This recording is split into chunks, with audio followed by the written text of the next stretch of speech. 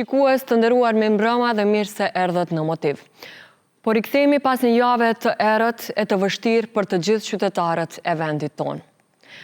Pas një tragjedie që mori jetën e 59 të rinjve në Koqan, duke ndarë dhimbjen dhe trishtimin me të gjithë ata që kjo tragjedie e radhës i ka prekur, dua të shpreh ngushëllimet për çdo jetë ëndër të ardhme dhe shpresë të humbur nga kjo dhe tragjeditë e tjera të ndodhura në vendin tonë viteve të fundit. Edhe ky moment na dëshmoi se zëri i ndërgjegjes dhe rezistencës rinore nuk është humbur.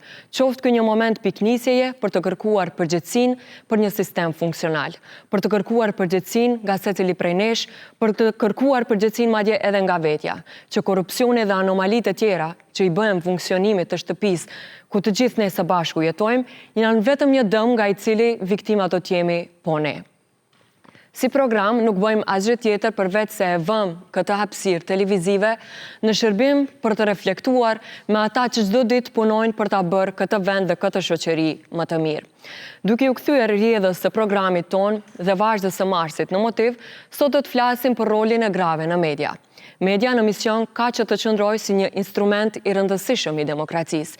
Jo më kot merr dhe epitetin si pushteti i katërt. Gratë dhe vajzat e reja dominojnë sot hapësirën mediatike dhe roli i tyre bëhet gjithmonë e më shumë censor, duke i zhbërë stereotipet dhe pozicionimin e tyre vetëm si garnitur mediatike. Ato sot mbulojnë tematika sfiduese si politika, diplomacia, gjyqësori, drejtojnë debate politike dhe shkëlqejnë edhe në pozicionet e kryeredaktores. Sigurisht se numri i vajzave dhe grave që kryen me dinjitet këtë profesion është shumë më i madh, por sot në studion e Motivit do na nderojnë dy prej tyre. Elida Zylbari, kryeredaktore e Portal, dhe Fatlume Dervishi, gazetare, redaktore dhe iniciatore e rrjetit të grave në media e barabartë. Kthehemi pas shpitës.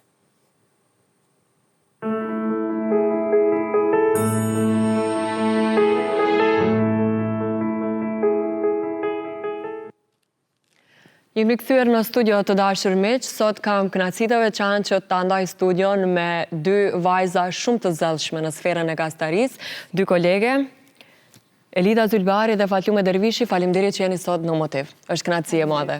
Faleminderit për ftesën. Elida, këtë sferën e portaleve në vendin tonë e quaj një xhungël mediatike që është krijuar dhe në mesin e kësaj xhungle kemi një portal serioz, siç është Portal, i cilin nga momentet e para dhe nga idea fillestare ke qenë pjesë e saj dhe vazhdon për më shumë se 12 vite të jesh në krye të saj, ndërkaq Lumja bën një punë jashtëzakonisht të rëndësishme, të zellshme në televizionin kombëtar Alsat M, gjithashtu është dhe gazetare që merret edhe me pjesën e gazetarisë së shkruar tek Portali Mollkuqja, ku vazhdimisht i trajton në mënyrë tepër konstruktive aspektet gjinore, një rol tepër censori të dyjave në hapësirën mediatike sot. Dua ta nisim këtë bisedë nga fillesat, nga ai momenti kur ju keni vendosur të merreni me këtë profesion që fare nuk është i lehtë, paçka se njerëzit ndonjëherë ju duket se puna jonë është shumë e thjeshtë. Ka pasur një moment inspirimi, një shkëndij misioni apo ndonjë model suksesi që ju ka tërhequr drejt këtij profesioni, Elida? Po, mund të them që në shkollë të mesme, që atëherë kisha një tendencë që të ankohem publikisht për gjëra që për padrejtësit, për gjëra që na pengonin. Mos them edhe prej më e vogël, ama atë mbaj mend. Dhe në fakultet e vazhdova shkencët e komunikimit, mu parat se jepte hapësirë edhe për gazetari, sepse ishte edhe për PR edhe për reklamim. Dhe pjesa e gazetarisë, sikur e gjeta veten aty, duke aplikuar edhe gazetarinë e shkruar, edhe kishim edhe disa video, po më shumë si student dëshim të eksperimentonim. Kishim një revistë studentore, të cilën vërtet vinte shumë mirë të shkruaj dhe të publikoj aty gjëra që nuk ishin tipik studentore, prej atë se çfarë veshje me stil ose diçka që ishte për qejf, po ishte më shumë më serioze. E di që më pengonin çmimet në universitet se ishin shumë shtrejta për disa arsye, për disa shtresa që nuk mund ta mbrijmë, pse nuk kemi, do të them që prej në fakultet e di. E ke kuptuar misionin e medias realisht. Po, kam një lloj, dua që sa më shumë të dalin në padrejtësitë dhe që të mund të ndihmojmë njerëzve dhe kolegëve dhe aq sa mundemi, sepse ne kemi rolin ton, nuk kemi as prokurori, as policia, as organet drejtësisë. Po shteti i katërt. Po, aq sa mundemi që të paktën të delne pa një padrejtësi dhe që të mund të rregullohet, dhe mendoj që prej atëherë, kështu në një model nuk them që kisha prej, po aty u zhvillua dëshira, hyna në disa media, punova, pastaj ashtu erdhi puna që ta hapim dhe portalin, tashmë di bëjmë 13 vite, dhe që në fillim jam aty, kryova ekip, Vile Lumen e kishim një nga të parat. Edhe keni kryu standart në bitë gjitha.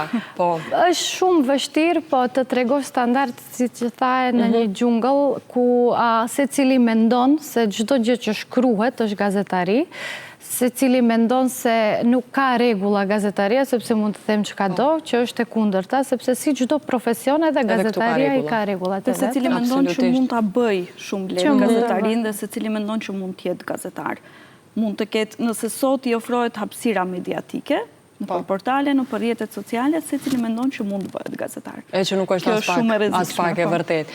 Lume, si ka qenë për ty? Cila ka qenë shkëndia e lidhjes me këtë profesion? Unë ndoshta do doja të them që e kam pas mision dhe dëshirë që e vogël, por nuk ka qenë absolutisht ashtu. Ajo që unë kam dashur që në fillimet e mia dhe që kur kam qenë shumë e vogël është që të kem një profesion që është mision. Jo tjetë ndonjë profesion shumë i padashur të nënçmoj as një profesion tjetër, mirë po jo tjetë ndonjë profesion shumë pasiv, ku ti do shkosh në punë ora 8, do dalësh në ora 4, dhe në fund të ditës, do me thënë, emriot nuk dëgjohet askund, nuk ka ndonjë rezultat nga puna, përsëris, do me thënë, pa dashur që të nënçmoj as një profesion tjetër, por kam dashur që t'jetë një profesion që t'ket një mision dhe të arrijet një rezultat në fund. Ajo që di dhe që mbaj mend është që shumë e vogël jam ulur me babin dhe kam dëgjuar lajme, pa i kuptuar as pak ato, për çfarë kanë qenë ose të tërheq, pasionit të tërheq. Ose cili ka qenë qëllimi atyre lajmeve, jam ulur dhe kam dëgjuar ndoshta gjithë ditën seancat e parlamentit, pa i kuptuar as pak edhe në maqedonisht. Kam ndjekur zërin e Amerikës lajmet, edhe sot ato gazetari kam idole, sepse na informonin për ngjarje shumë të rëndësishme, sidomos atëherë për ngjarje të cilat mediat në Maqedoni ndoshta nuk i transmetonin, sepse ishin shumë të ndjeshme për luftën në Kosovë dhe zhvillime të tjera. Dhe që atëherë e kam pasur një farë shkëndije që dua të bëj diçka të veçantë, dhe nga ana tjetër edhe televizionin edhe mediat i kam pasur pasion. E kam vendosur që të shkoj në gazetari momentin që e kam vendosur se çfarë do bëj me fakultetin, ku do vazhdoj, domethënë ka qenë ai momenti që unë kam thënë që dua të bëj diçka publike. Po, deri në atë moment ka qenë goxha konfuze si ide dhe si dëshirë. Të dyja keni gjetë veten mjaft mirë në këtë profesion, duke bërë të dyja një angazhim shumë kauzal në shërbim të misionit kryesor që ka media, që është demokratizimi i shoqërisë. Elida, a ka qenë moment i vështirë për të themeluar një media tënden nga zero? Sepse paraprakisht ke qenë pjesë të disa mediave tjera, edhe televizive edhe të shkruara, përka që pastaj vendose të krijosh diçka që është komplet e re, si që është portali, dhe në atë kohë nuk ka pas ndoshta edhe shumë modele. Nuk kishte. Ishin në Kosovë dhe në Shqipëri kishte, po në Maqedoni jo. Në Maqedoni kishte disa lloje portalesh që nuk kishin lajme, po kishin shëndetësi dhe diçka jo serioze. Edhe në atë kohë, ashtu erdhi puna që media në të cilën punoja duheshte të mbyllet, sepse kishte problem me regjimin, dhe me thënë ishte një kohë turbulente, dhe një farë mënyre në mbështetjet të Fondacionit Metamorfozës, si kur i gjetëm ato intereset e përbashkëta, unë kërkoja punë që të hapi të punoj diçka që une mund të bëj pas një lloj pengese politike, pas një lloj cenzure, pas një lloj themi drejtimi apo diçka që mund të pengoj punën tonë. Nga ana tjetër edhe fondacioni edhe udhëhecit e fondacionit ishin të interesuar që të kenë një portal serios shqiptar që do të ndikoj në demokratizimin e shoqërisë. Edhe mblidhesh, do me thonë, isha shumë e re, 22-23 vjet, po. Për të mbarë një medium mbi shpinë është besoj... Po edhe pak kisha ma shumë guxim se nuk e dija se sa aq shumë përgjegjësi do do të mbaja, se mendoja se gjithë punojnë, për shembull si Lumbja ose si disa kolegë që i njoh, që janë përgjithshëm, vetë përgjithshëm, se punët kryen deri diku ja le gazetarit dhe e kryen prej fillim deri në fund, po kishte edhe shumë gjëra, aspekte tjera që nuk i dija, nuk i prisja, po ja që i hyn puna sepse dëshiron të krijosh diçka dhe të krijosh një kohezion në ekip është problem, sepse vinë njerëz nga me interesa të ndryshme, me dëshira të ndryshme, me tendenca të ndryshme, të cilat disa janë shumë mira, disa janë mediokër, disa janë vërtet që nuk hynte për ta lejon, me prapavia backgroundet ndryshme universitare, se cili si është mësuar, pastaj gana tjetër edhe modelet tjera të mediave online, për shembull maqedonase, serbe, të Amerikës, edhin atë pjesën e skandalit, atë pjesën e senzacionalizmit, e kanë në thelb, sepse ende nuk ishte koha 2012 që të kishim pa ndonjë kishin dalë edhe mediat klasike, serioze në sferën online, edhe pse bota më ka përparuar, në 2012 është vonë më për pjesëmarrje online, po ne më që ne jam pak më vonë, edhe ti mësosh, ti edukosh njerëzit se jemi medium me staf, me gjitha përgjegjësi që i ka një media klasike, ishte pak një lloj sfide, pastaj thash krijimi një kohezionit në ekip, një model se si do të punojmë. Pra metodologji se si bëhen, sepse lajmet bëhen në mënyra të ndryshme, po prapë i kanë elementet bazike që duhet një gazetar të respektojë, është kodi etik dhe janë mënyrat se si ndërton. Nuk mundesh pa burime, kështu me radhë, ka, si cili profesion, si dhe gazetaria ka, nuk mundesh dalësh e tha ky, tha a edhe aq, ka edhe pjesë që duhet të përpunohen, verifikimi fakteve kështu me radhë, dhe gjitha jo ndërtimi gjitha saj dhe shtyrja për para se ta ndërtosh, okej, ke arrit e bën një tip, po ta qosh, ta mbashësh, edhe ajo është një sfidë, po nëse donë, do me thonë, ka njerëz që interesohen, që përputhen me vlerat, me vizionin tënd, edhe është e mundur. Nuk është shkollaj, po është e mundur, sepse edhe këtu në këtë vendin tonë që jemi çgënjur, po prapë se prapë ka të ri, ka vlera që nuk guxojmë të dorëzohemi, mbi gjitha nuk guxojmë të dorëzohemi. Sepse nëse dorëzohemi më atëherë ja kemi shudhën të keqes. Ashtu. Më intereson një moment tjetër për para se të dalë të Lumja. Ka pas standarde ose principet që ti si kryeredaktore i ke vënë, për cilat nuk ke leju të ketë kompromis dhe që beson se e kanë bërë punën tuaj të qëndrueshme deri sot? Pa tjetër, nëse s'ke standarde, principe, regula, nuk mundet të funksionoj një... Për çfarë nuk lëshon pe asnjëherë Elida? Për vërtetën. Okej. Me thënë, duhet, sa herë u them edhe gazetarëve, thuaj ashtu si që është. Nuk ka nevojë që të vendojmë bariera në komunikim ose në pyetje ndaj funksionarëve ose ndaj atyre që kanë përgjegjësi. Për herë kërkoja atë që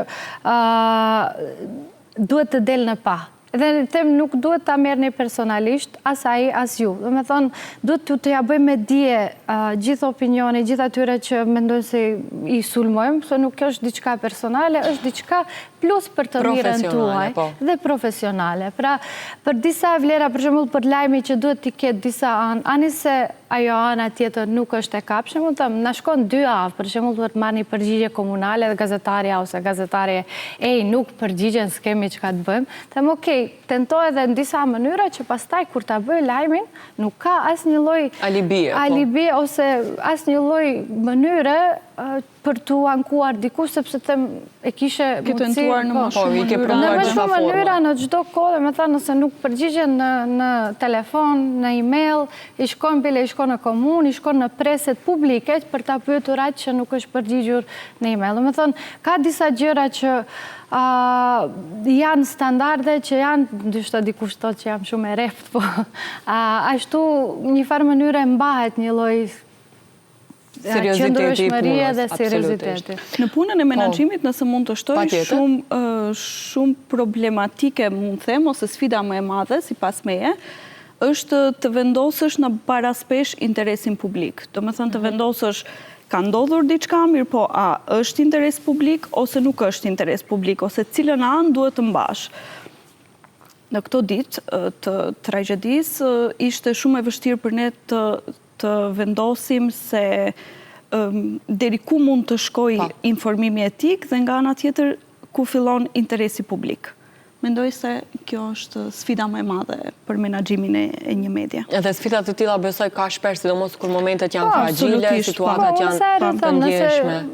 Do me thënë, është sfidë, po e shef ti se sa dëm mund të shkaktosh ose sa të mirë mund të bësh. Nëse është diçka të jetë personale, dikush nuk e di, ta marrë për tragjedi, do në bëje vetvrasje, ajo asesi, sepse kam pa disa lajme që dikush do në bëje vetvrasje, asesi nuk duhet dalën lajme. Madje edhe me pamje ose tragjedi. Vetëm në shërbim të senzacionalizmit, asgjë tjetër. Po, ajo është një lloj voyerizëm që i papar që një që as pak nuk në... Kjo është e dukshme, është e kapshme dhe është shumë e qartë. Mirë po të shemull të varimi i personave që pësua në Koçan është ke protokolle, më thënë një deri diku më larg, e din, shumë sa e rrithem gazetarve, okej, shko, sepse është opinioni ka të drejtë ta dje dhe duhet ta dje se dhimbja është e madhe, se dëmi është i madh, se nuk duhet minimizuar duke u thirrur natë se ta respektojmë dhimbjen, po patjetër se e respektoj, nuk i hyjmë fytyrën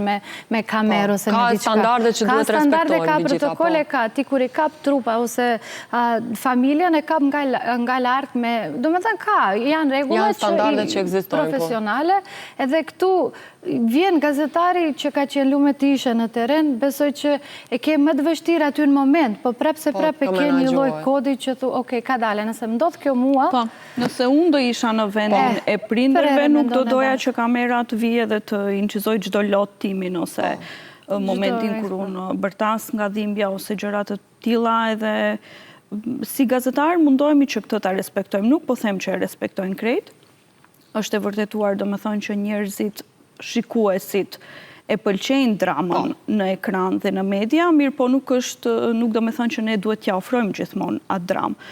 Ne duhet gjithmonë të zgjedhim nëse diçka përbën interes publik, atë që tha Elida, njerëzit duhet ta dinë që dhimbja është shumë e madhe dhe që në bazë të asaj ne duhet të kërkojmë përgjegjësi mbi atë dhimbje dhe mbi ato pasoja. Por nga ana tjetër, kur bëhet fjalë për një vetvrasje ashtu siç e përmendëm, aty nuk ka absolutisht asnjë interes publik. Ka pasur shumë raste kur mediat kanë informuar edhe për raste të vetvrasjeve, madje një pjesë e tyre kanë publikuar edhe fotografi të momentit, që është absolutisht e patolerueshme dhe jashtë çdo standardi profesional. Edhe kur të njëjtat bëhen, si me thënë, të cenzurohen, është gjithmonë... S'ka nevojë, do me thënë, nëse... Nuk i shërben informimet. Nuk i shërben, çfarë, se unë do dhe... Cili është rezultati që ti synon, do me thonë që të arrish. Është një vetvrasje, është një dramë personale e dikujt, nëse nuk ka përgjegjësi institucionale në atë rast, do me thonë nuk ka interes publik aty që të transmetohet. Përveç kuriozitetit të populatës që realisht nuk duhet të jetë ajo çfarë neve na drejton apo na udhëheq në punën tonë. Kur studion një nga teoritë e mediave, do me thonë, kur vendosësh të krijosh një media, e ke në mend se duhet të jesh trendsetter, do me thënë duhet të krijosh trendin, duhet ti të tregosh, përposa sa interesit publik, që është interes publik, po dihet se cilat fatkeqësi të kështu me radhë korrupsioni, përposa saj duhet të krijosh edhe trende. Trende i vjen që ti e shef cilat tema janë me rëndësi, që duhet t'jenë në etër, që temat të cilat duhet t'i shtysh përpara, sepse hej, njerëz syt janë këtu, këtu është korrupsioni, këtu është nuk e di keqpërdorimi. Dhe kjo është me rëndësi, kjo sot duhet të del. Prandaj ka disa tema që unë me ditë nuk i hekim për shembull nga faqja e parë e portalit, mua ato se është me rëndësi dhe lexuesin ta mësosh, ta edukosh se kjo është tashmë, jo ajo tjetra të cilën janë raste që i përmendëm, gjëra personale dhe gjëra që s'kam vlerë. Gjithmonë them se ne duhet të udhëheqim masën dhe jo masat na udhëheqin. Ky duhet të jetë një standard i pakontestueshëm. Nëse duam të jemi media serioze, absolutisht.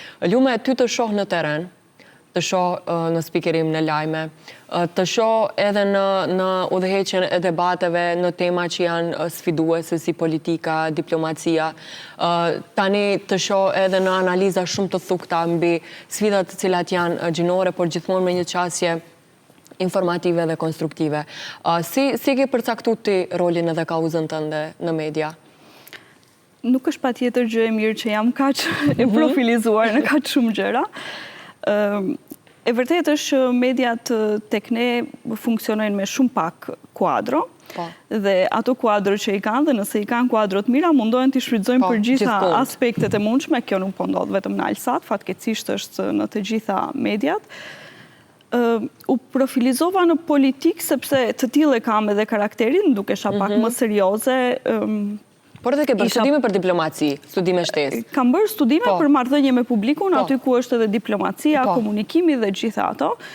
Dhe gjithmonë kur transmetoja një informacion, isha gjithmonë më e qetë, më ngadalë i hyja temës dhe gjithmonë më në thelb i hyja temës, që është shumë esenciale për politikën. Gjithmonë shembull kur kemi ndonjë ligj të caktuar, jam unë ajo që e marr dhe një ditë përpara e analizoj me detaje, me nene, që ta di se për çfarë informoj publikun. Dhe kjo gradualisht në Alsat më profilizoi si gazetare të politikës dhe gazetare që ndjek edhe politikën e jashtme. Ndërkohë sa u takon temave për çështjet gjinore, më erdhi shumë mirë sepse gjithmonë e kam ngritur zërin deri diku edhe për barazinë gjinore, mirë po nuk kam qenë aktiviste e flakt. Edhe pse nga njëra anë gjithmonë them që gazetarët janë aktivistë në vete. Do të thonë, vetë fakti që janë fytyra publike, vetë fakti që trajtojnë problemet caktuara, do të thonë, ato janë aktivistë në vete, pavarësisht se e bëjnë në kuadër të profesionit të tyre, ndoshta ne nuk dalim të organizojmë protesta, ndoshta nuk dalim që të flasim në për protesta të nxisim masën, mirë po bëjmë një farloj aktivizmi.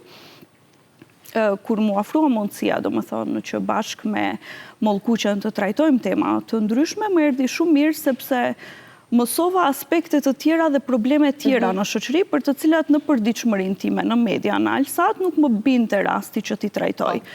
Dhe mësova shumë gjëra të rëndësishme, mësova që kjo pabarazi në shoqëri reflektohet edhe nëpër media brenda dhe reflektohet në të gjitha sferat tjera të shoqërisë, përfshirë dhe politikën dhe përfshirë dhe diplomacinë.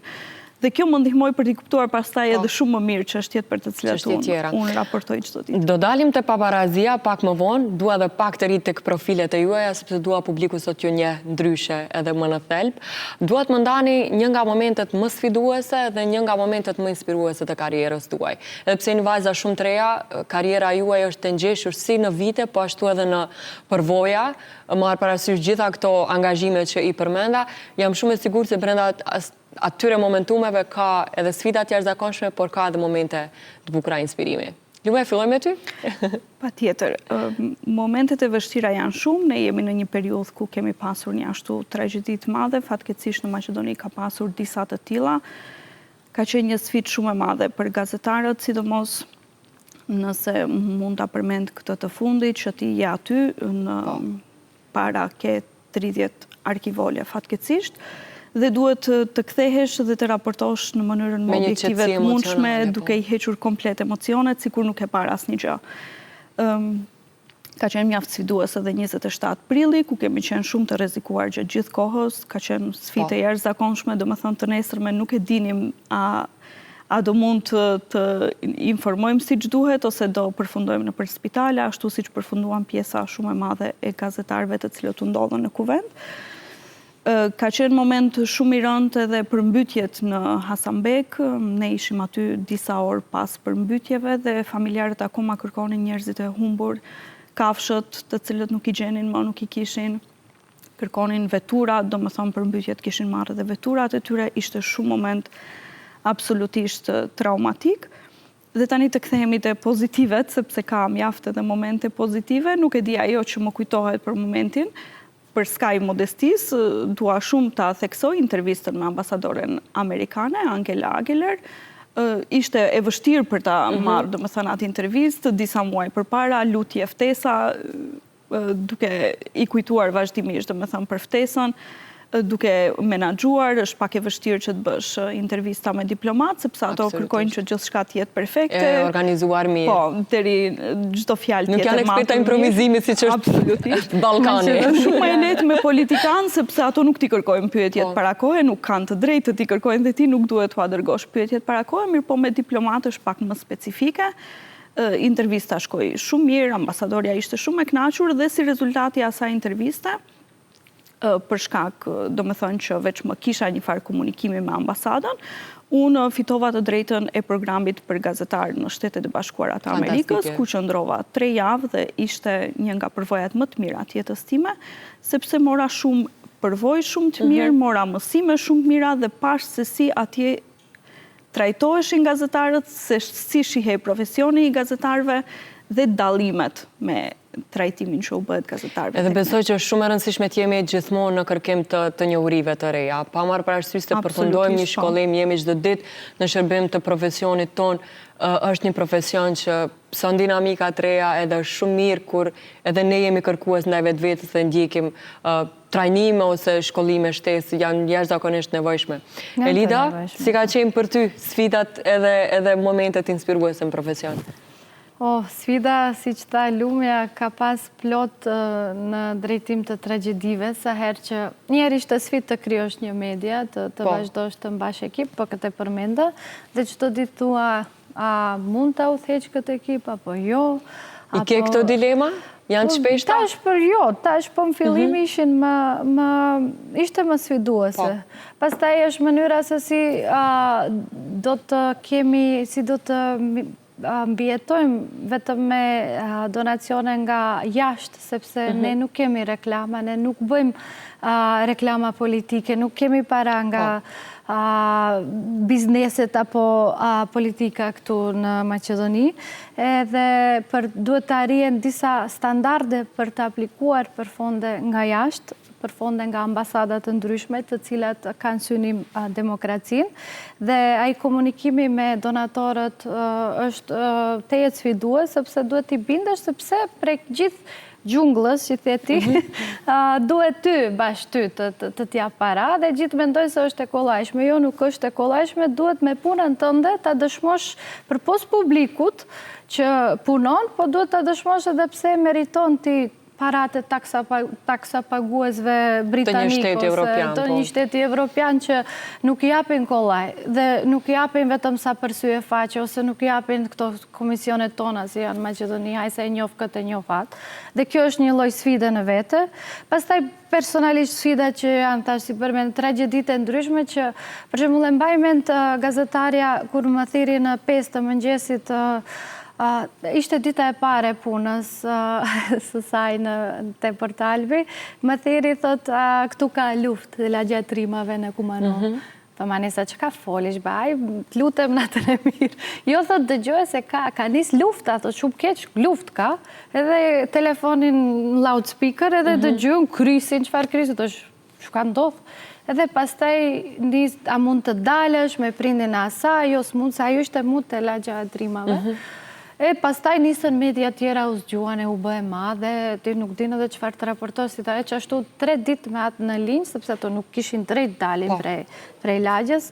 Ajo ishte një nga momentet shumë të vështira, sepse ke dhe njeri unë aty të mbrenda. Pastaj njëjtë me 27 prillin e ke gazetaren aty brenda, po nga jashtë është ende më keq sepse nuk dinë çfarë mund bë, si mund të ndikosh, si mund të menaxhohet situata, thirë shoqatën e gazetarëve, thirë andej, thirë këndej, sepse është përgjegjësia ime, ndjej si një lloj përgjegjëse ndaj tyre, sepse sa herë janë, unë merrem në atë pjesën që t'u ndihmojmë edhe nga jashtë, dhe tragjedite ndryshme, do të thënë protestë. Në 2012 e mbaj mend ku nisën të protestat për Monstrën, ata në vend që ta sulmojnë policinë si që i kishin plan, më sulmuan mua. Bile është një video aty të vrapu njëni kur me drejtohet me diçka të... Jo afër, larg isha, më thënë, shqyqyr që isha më larg. Po si do qoftë, ka raste të rrezikut, po, protestat sidomos janë shumë sfiduese, protestat e dhunshme, sepse asnjëherë nuk e din nga të vjen një kur apo çfarë do të ndodhë. Protestat që ishin me muaj, ne kena ndet me muaj në rrugë, 2015 më duket ishin. Revolucioni Laraman, keni ndet në muaj, atëherë ishu edhe unë të re, edhe çdo herë ndjek se çfarë do të ndodhë, vërshime, tërmete, e kështu me radhë, to janë vërtet janë mini trauma që i përjeton brenda 2-3 ditëve një javë, pastaj që të ngelen në memorie. E tash, te pjesa e mirë. Për shembull, kur e shoh Lumen dhe disa kolegë që kanë kaluar përmes portalëve, unë jam shumë e gëzuar dhe jam shumë Nuk e ke krenare. këtë xhelozin, do me thënë, se ne kemi hatërmbetje, kur dikush shkëputet për diçka tjetër.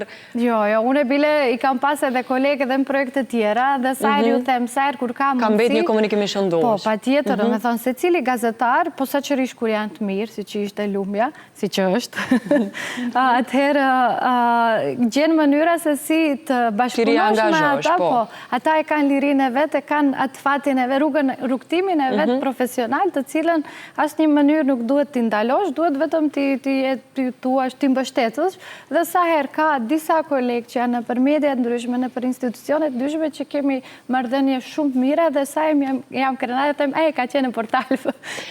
Pjesa ma e bukur në këtë diskutim është një grua provon suksesin një grua e tjetër. Kjo është një anomali shumë eksistente në eterin ton, edhe mendoj që kjo na shkakton për skaj sfidave tjera që i kanë gratë, e shkakton edhe një sfidë tjetër kur gruaja gruan nuk e suporton ose e sheh me një prizëm xhelozie, që është kaq i dëmshëm e kaq i panevojshëm në shoqërinë tonë. Nëse mund të shtoj, ne kur diskutojmë me grupe kolegësh ose qoftë brenda medias ku punoj, ose edhe më gjërë, gjithmonë kur diskutojmë që nuk ka kuadro të reja, nuk ka interesim, dhe gjithmonë e marrim si shembull Portalbin që vetëm prej aty kanë dalë gazetarë të mirë. Për ndryshe, gazetarët që punojnë zakonisht në për portale marrin një qasje tjetër të informimit. Do me thënë, marrin më shumë atë sensacionin, klikimet, dramat, ato gjëra. Do me thënë, duke informuar për VIP-a, për kështu, synojnë më shumë atë pjesë të informimit, se sa informimin profesional, dhe gjithmonë themi, vetëm Portalbi kanë nxjerrë gazetarë të mirë. Jo, më kotë edhe unë e kisha shumë e rëndësi ta kemi lidën sot në emision, sidomos kur flitet për suksesin edhe gjurmët e vajzave sot në media. Duhet të dija jeni ballafaquar me stereotipet gjinore ose edhe me diskriminimin gjinor në profesion. I përmendët të dyja që keni mbartur barë të madhe profesionale, duke qëndruar edhe në hapësira ku rrezikohet edhe jeta apo mirëqenia. Lumja prek sfera që llogariten si sfera burrash. A jeni ballafaquar ndonjëherë me stereotipet gjinore në profesion dhe si keni menaxhu? Çdo herë. Jemi ballafaquar dhe ndoshta aq të zakonshme janë sa nuk i vrejmë, nuk i regjistrojmë ndoshta në trurin ton. Më ka ndodhur disa herë që të telefonoj ndonjë politikan për ndonjë informacion, që nuk ma ka dhënë mua, dhe pas 2-3 minuta është telefonon kolegu ndjali, cili është në hierarkinë e medias, ndoshta më poshtë se unë, dhe ja jep atij informacionin. Po pse ndodh kjo, Lume? Pse mendon se ndodh kjo? Vetë fakti që ai është duke biseduar me një grua, i duket pak e ulët. Ndoshta e ulët, ose ndoshta jo serioze që t'ja jap informacionin gruas dhe merr ja jep informacionin një burri, sepse e konsideron atë më burr, do me thënë e konsideron më të ngjashëm si vetja, edhe gjithmonë është shkencërisht e vërtetuar që personat që ngjajnë më shumë se ti, do me thënë që kanë karakteristika më ngjashme, janë më të besueshëm për ty. Prandaj ndodh kjo çdo ditë. Unë nuk mund të them që kam diskriminim të formës ti e grua mos fol, por ka diskriminime të llojit tjetër që janë më të vogla duken, po në fakt ka. Dhe nuk mund t'i shohim dhe nuk janë në nivelin që të reagosh, thuash mos më diskrimino vetëm se jam grua, po që janë në nënvetdijen tonë ndikojnë. Mirë ose keq ndikojnë. Të ka ndikuar ndonjë moment ose si menaxhon këto situata, Lume? Si menaxhoj? Mendoj se rezultatet e punës flasin më shumë se sa që do flisja unë. Unë vetëm se kam vazhduar të punoj, kam vazhduar të arri, do më thënë, deri te informacionet që i kam dashur në format të ndryshme, ndoshta më është dashur të punoj 2 ose 3 herë më shumë se sa kolegët burra, por që e kam arritur në fund. Dhe kjo është mënyra e vetme për ta menaxhuar, nuk është se ke ndonjë formë tjetër përveç që të flasësh për pabarazinë gjinore dhe nga ana tjetër të arrish rezultate.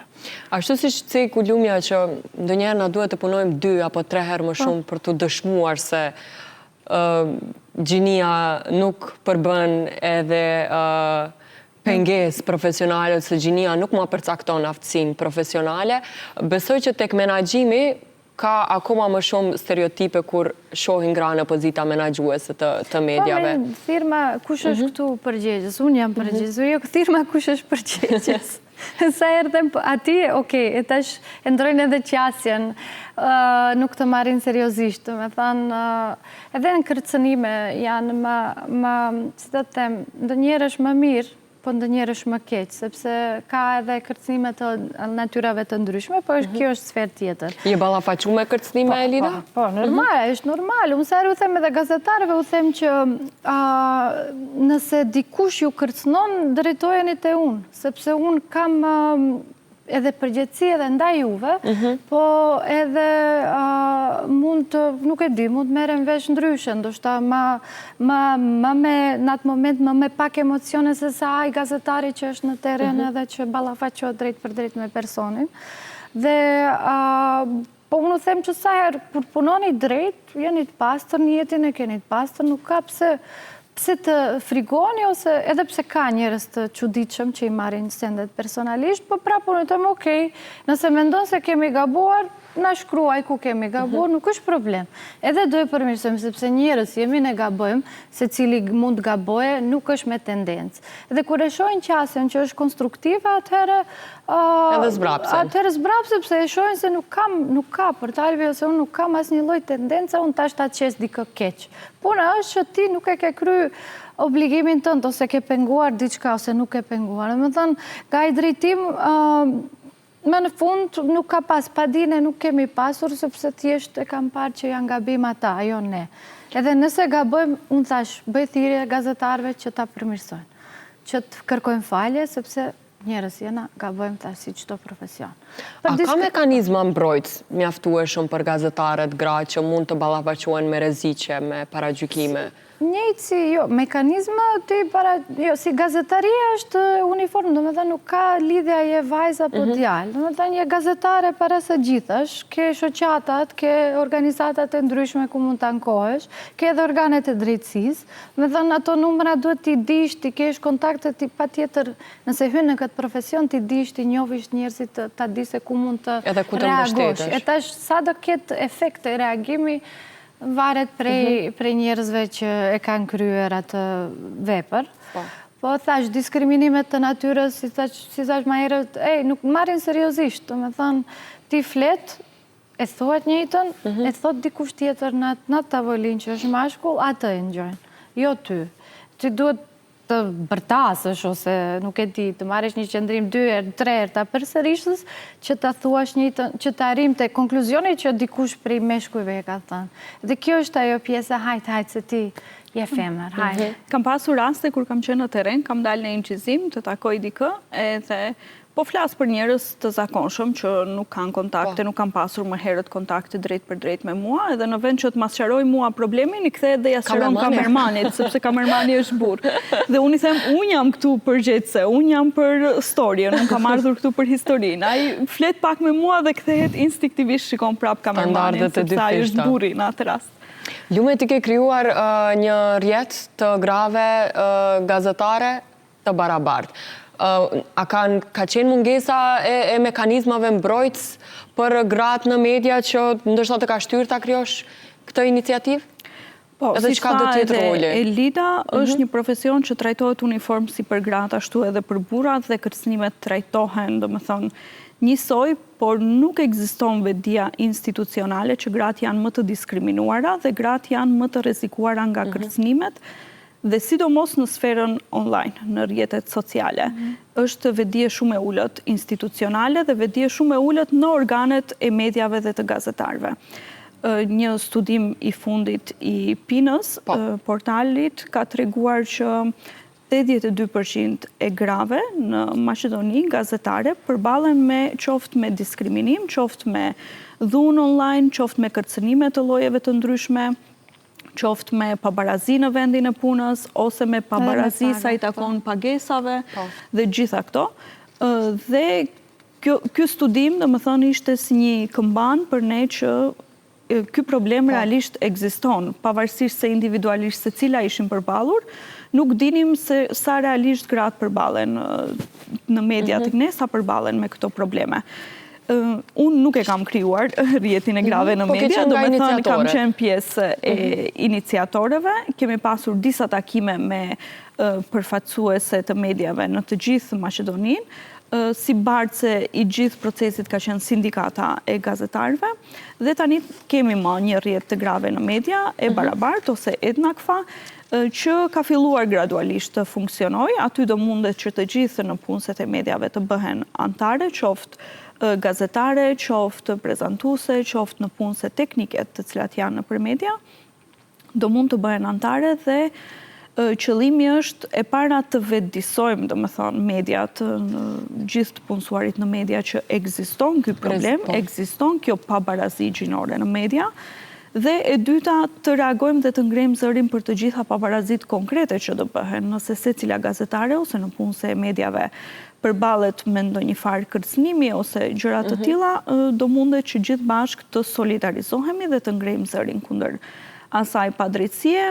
Me kalimin e kohës, domethënë qëllimi është që të krijohet edhe një kod për barazi gjinore në media, se si të sillen kolegët burra ndaj kolegeve gra në vendin e punës, çfarë do të thënë diskriminim gjinor, çfarë do të thënë gjuhë seksiste, çfarë do të thënë ngacmim në rrjetet. Pra kemi akoma punë me edukimin. Absolutisht, do të thënë ne jemi në fazën 0 për momentin, sapo kemi nisur. Një ndër reagimet e para që kemi bërë si organizat ka qenë vetëm disa javë pas formimit, një korespondentje gazetare e njohur, ju Dogj Vetura, dhe ky ka qenë në reagimi i parë që kemi bërë dhe vazhdimisht jemi në kontakt me institucionet për zbardhjen e rastit. Nuk është se mund të bëjmë shumë, mirë po kur funksionon, do me thënë, ka një mekanizëm gjithsesi po. Si formë organizuar është gjithmonë edhe të ngritet vetdia. Si mendoni se pasqyrohet sot roli i gruas në media? Unë përmenda që në hyrje që gratë më nuk qëndrojnë vetëm si garnitur në media, vetëm si ato të bukura që vendosen në studio dhe nuk pritet shumë nga koka e tyre. Ka pas një trend të tillë në media, ndoshta jo shumë tek media tona, por në Kosovë, Shqipëri, ka pasur edhe emisione që kanë promovuar modelin e gazetarës vetëm si një kukull e bukur që qëndron aty ndoshta edhe pa folur gjatë gjithë emisionit, ose lexon 2-3 rreshta sa për ta arsyetuar në një farë forme pranin e saj fizike aty. Ndërkaq në hapësirën tonë mediatike shoh se gjithmonë më shumë vajzat edhe gratë në media po marrin edhe role sfiduese. Ndërkaq Portalbi me sa e di Elida edhe në përcaktimin e vetë strategjik ka të përcaktuar që duhet t'i jepet një zë i rëndësishëm modeleve të suksesshme të grave dhe të ketë një qasje më konstruktive, sidomos kur preken tematika që kanë të bëjnë me gratë. Po, do me thonë, nuk është ne kur kemi vendosur të udhëheqim projekte, me thonë, kur vendosat që do të shkruajmë këtë temë apo në atë temë, vendosëm që një nga problemet që duhet t'i trajtojmë është të nxirret në pa edhe padrejtësia, edhe sfidat, edhe vështirësitë e grave që i kanë vetëm për shkaqe të diskriminimit dhe pabarazisë, po nga ana tjetër edhe inspirimi i opinionit i vajzave të reja me modele të ndryshme të grave të cilët kanë arritur. Pa marrë parasysh ku mundet edhe mos jenë në biznes, mund të jenë atë punën që e bën në rrethin lokal, mund të jetë në familje, mund të mos ketë asnjë. Po gjithmonë gruaja ka një rol të rëndësishëm. Ka një rol të rëndësishëm që nuk duket në shoqëri, domethënë ne i bëjmë rolet e 2-3 fishta, edhe shtëpi, edhe në punë, edhe në shoqëri, edhe me fëmijët, edhe nuk njihet, nuk thuhet mjaftueshëm falenderit, nuk vlerësohet mjaftueshëm një lloj si them koncentrimi në gjitha ato sfera dhe ajo merr mund dhe sakrificë dhe prandaj një nga drejtimet tona strategjike si çdo është që të vazhdojmë të krijojmë, të zbulojmë gratë të cilat kanë arritur të i kalojnë sfidat dhe të dalin në pasi të suksesshme, sepse termi sukses të dikush do me thënë që shumë relativ. është shumë relativ. Do me thënë dikush ndjehet i suksesshëm vetëm atë që ka arritur në rrethin e tij, dikush që ka arritur me ka shumë followers apo nuk e di ndjekës. Me thënë ajo është, po ti me rëndësi është të kesh krijuar diçka, të kesh krijuar diçka të shëndosh, të mirë, e cila ka vlera dhe mund të ndikoj në krijimin e më të tjeshëm të vlerave tjera. Gazetaria jonë, po, edhe unë kur kam qenë në teren, më dhe njëse edhe ta është dalë, sepse tereni prerë më tërhek. Ajo është diçka gazetare je prerë, nuk është se redaktoj në redaksi edhe nuk dalë. Më të në qëfar do qoftë aty jam, po i shof janë shumë mendjepreta, janë shumë të lëvizshme, janë shumë fleksibile dhe të menqura kur kërkojnë përgjigje, po aqë se u jepet pastaj hapësirë edhe në përpunimin e temave, edhe në pjesën e udhëheqësisë redaksive, të cilet zakonisht për fat të keq janë meshkuj, sepse ajo është diçka që me vite është krijuar një lloj sistemi i tillë, dhe më shumë në nevojitën në rol e udhëheqëse, nëse don dhe ndihet të aftë që mund ta bëj, sepse dhe roli i udhëheqës ne themi t'i aftësojmë gradet të udhëheqim, po edhe ajo ka aftësitë e veta dhe sakrificat dhe intelektin e vet që kërkohet. Luma, mendon se akoma shumë e objektivizuar gruaja në media? Po, unë do të nis me atë që pamja është absolutisht e rëndësishme. Studimet, do më thënë, tregojnë, nuk mund të ndryshojmë këto, është psikologjike, është rezultati i mënyrës se si funksionon truri jonë. Patjetër që duhet kesh pamje të pranueshme, për qenë e pranueshme edhe për ekranin, edhe të gjitha këto. Ti përmende Shqipërinë dhe Kosovën, atje funksionon pak më ndryshe, sepse është shumë i zhvilluar spektakli. Dhe atje fillimisht bëhen influencere, modele, dhe pastaj i marrin për prezantuese dhe gazetare në media. Këtu tek ne nuk funksionon bashkështu, më vjen mirë që nuk funksionon bashkështu. Ka, domethënë, gazetare profesioniste që janë me vite në media dhe vazhdojnë të jenë shumë aktive, pavarësisht se pamjen nuk e kanë bazën ose esencën e funksionimit ose e daljes së tyre në ekran. Ka, si them, pasoja përdorimi i rrjeteve sociale. Instagrami e bën të veten, sidomos te gjeneratat e reja. Ka shumë nga gjeneratat e reja që mendojnë se për të dalë në ekran mjafton të jesh i bukur dhe nuk është i rëndësishëm backgroundi, fjalori, nuk është i rëndësishëm përgatitja. Është bërë edhe një luftë e aparencës, një trend i transformimit të grave që erdhi nga ndoshta The Kardashians, që e bën mod këtë transformimin total të imazhit dhe si trend e shoh që është krijuar goxha shumë në sferën tonë, marrë parasysh se janë krijuar edhe mediat edhe kanë prodhuar personazhe ose profile të cilat nuk kanë ndonjë kontribut shoqëror ose nuk kanë ndonjë vlerë tjetër përveç se aparencës së tyre ose atributeve të tjera fizike. Sa është hapësirën tonë të infektuar nga kjo? Kjo është e pashmangshme, e thash edhe më herët, domethënë është e pashmangshme. Nuk mendoj që do arrim me çfarë do lufte që të bëjmë, që do arrim ta shmangim që kjo mos të prek gazetaret e reja ose vajzat që duan median ose synojnë gazetarin ose ku e di çfarë. Nuk mendoj se do mund të shmangim që të prek brezat e rinj që synojnë jetën publike, që të bëhen dikush i jetë, bëhen influencere ose të bëhen modele të famshme, nuk besoj që mund të ndikojmë aty. Do ketë të tillë, ndoshta me kalimin e kohës do vazhdoj të jetë më e shfaqshme kjo gjë, ky fenomen.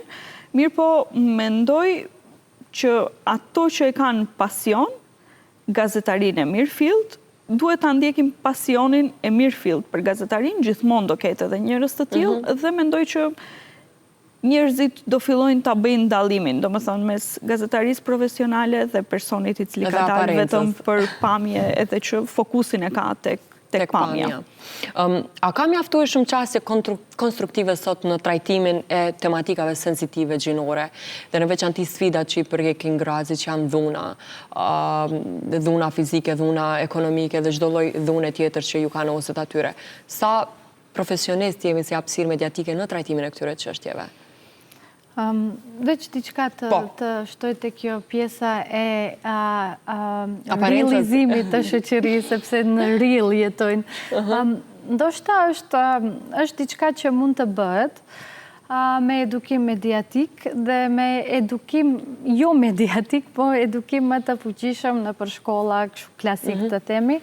Ndoshta unë ndonjëherë them që nëse nisën nga thelbi të shihen gjërat më kritike, sepse mendja kritike zhvillohet që në fëmijëri, atëherë ndoshta do hyqet ki trend i cili, si thot Lumja, është duke ardhur, është i pashpangshëm, me edukim të mirëfillt në për shkolla, në familje, edhe me edukim mediatik njëjtë. Në për shkolla, në familje ndoshta, edhe në projekte të tjera që janë jashtë kurrikulës standarde shkollore, atëherë besoj që do të krijojmë një gjeneratë e cila nuk do t'i sheh më këto si vlera, paraqitjen, po do t'a vlerësoj vetë aftësinë e një gazetari, apo çdo lloj profesioni, se nuk është vetëm në gazetari kjo.